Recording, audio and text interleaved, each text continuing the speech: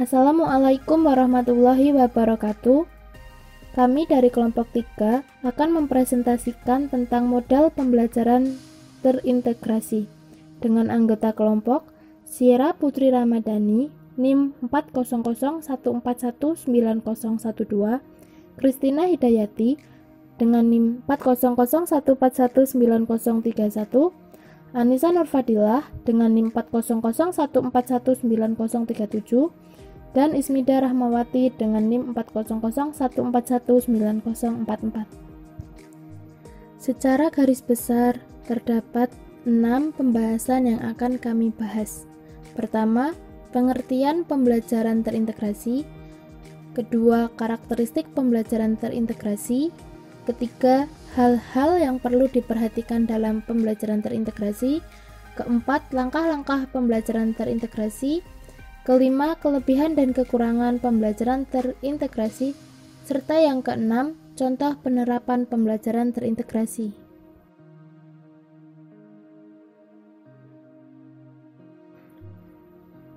Pengertian pembelajaran terintegrasi. Pembelajaran integrated atau terpadu merupakan suatu pendekatan dalam pembelajaran yang secara sengaja mengaitkan beberapa aspek baik dalam intra mata pelajaran maupun antar mata pelajaran. Dengan adanya pemaduan itu, siswa akan memperoleh pengetahuan dan keterampilan secara utuh, sehingga pembelajaran menjadi bermakna bagi siswa. Selanjutnya, karakteristik pembelajaran terintegrasi. Model pembelajaran integrated atau terpadu mempunyai ciri khusus, yakni memadukan sejumlah topik dari mata pelajaran yang berbeda tetapi inti topiknya sama. Pada model ini, tema yang berkaitan dan tumpang tindih merupakan hal yang terakhir yang ingin dicari dan dipilih oleh guru dalam tahap perencanaan program. Pada model ini, terdapat tim teaching yang berasal dari beberapa mata pelajaran berbeda, namun memiliki tema yang tumpang tindih atau overlap. Dalam tahap ini, guru yang tergabung haruslah kompak serta memiliki skill yang tinggi. Tahap ini juga dapat membangun rasa percaya diri dan kepercayaan sebagai perancang model. Terdapat beberapa hal yang perlu diperhatikan dalam pembelajaran terintegrasi. Yang pertama, aspek guru. Guru harus berwawasan luas, memiliki kreativitas tinggi, rasa percaya diri yang tinggi, dan memiliki kemampuan untuk mengembangkan materi. Kedua, aspek peserta didik. Pembelajaran terpadu menuntut kemampuan belajar peserta didik yang relatif baik. Baik di sini yaitu baik dalam kemampuan akademik maupun kreativitasnya. Yang ketiga, aspek sarana dan sumber pembelajaran. Pembelajaran terpadu memerlukan bahan bacaan atau sumber informasi yang cukup banyak dan bervariasi. Salah satu sumber informasi dapat berasal dari internet.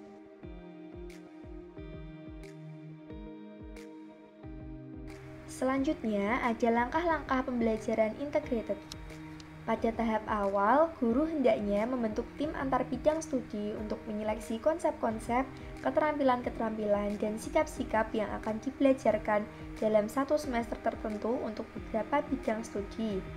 Langkah berikutnya, dipilih beberapa konsep, keterampilan, dan sikap yang mempunyai keterhubungan yang erat dan tumpang tindih di antara beberapa bidang studi. Keterampilan-keterampilan belajar itu menurut Fogarty meliputi keterampilan berpikir, thinking skill, keterampilan sosial, social skill, dan keterampilan mengorganisir atau organizing skill. Adapun langkah-langkah guru dalam merancang program rencana pembelajaran dengan mengadakan penjajakan tema dengan cara curah pendapat atau brainstorming dilakukan dalam 2 tahap, yaitu tahap pelaksanaan serta tahap kulminasi. Dalam tahap pelaksanaan ini, ada 3 proses, yaitu proses pengumpulan informasi, pengelolaan informasi dengan cara analisis komparasi dan sintesis, serta penyusunan laporan. Sedangkan dalam tahap kulminasi sendiri dilakukan dengan dua cara, yaitu penyajian laporan, baik secara tertulis, oral, unjuk kerja, ataupun produk, serta penilaian meliputi proses dan produk. Selanjutnya ada kelebihan dan kekurangan dari pembelajaran tipe integrated. Untuk kelebihannya sendiri, yang pertama yaitu adanya pemahaman antar bidang studi sehingga siswa menjadi semakin diperkaya dan berkembang. Yang kedua yaitu satu pelajaran dapat mencakup banyak dimensi. Seperti halnya yang tadi, siswa juga dapat menjadi kaya akan pengetahuan dari apa yang telah diajarkan guru melalui model integrated. Yang ketiga yaitu memotivasi siswa dalam belajar. Sedangkan yang keempat, tipe terintegrasi juga memberikan perhatian pada berbagai bidang yang penting dalam satu saat. Kekurangan dari model pembelajaran terintegrasi adalah sebagai berikut. Yang pertama, terletak pada guru, yaitu guru harus menguasai konsep, sikap, dan keterampilan yang diprioritaskan. Kedua, tipe ini memerlukan tim antar bidang studi, baik dalam perencanaannya maupun pelaksanaannya. Yang ketiga, pengintegrasian kurikulum dengan konsep-konsep dari masing-masing bidang studi menuntut adanya sumber belajar yang beraneka ragam. Dan yang keempat, dalam penerapannya sulit menerapkan tipe ini secara penuh.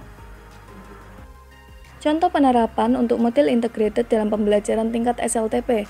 Yang pertama, pada mata pelajaran fisika, kompetensi dasar 3.1, menyelidiki sifat-sifat zat berdasarkan wujudnya dan penerapannya dalam kehidupan sehari-hari. Yang kedua, pada mata pelajaran kimia, kompetensi dasar 4.2, melakukan pemisahan campuran dengan berbagai cara berdasarkan sifat fisika dan sifat kimia. Yang ketiga, pada mata pelajaran biologi, kompetensi dasar 6.2, mengklasifikasikan makhluk hidup berdasarkan ciri-ciri yang dimiliki.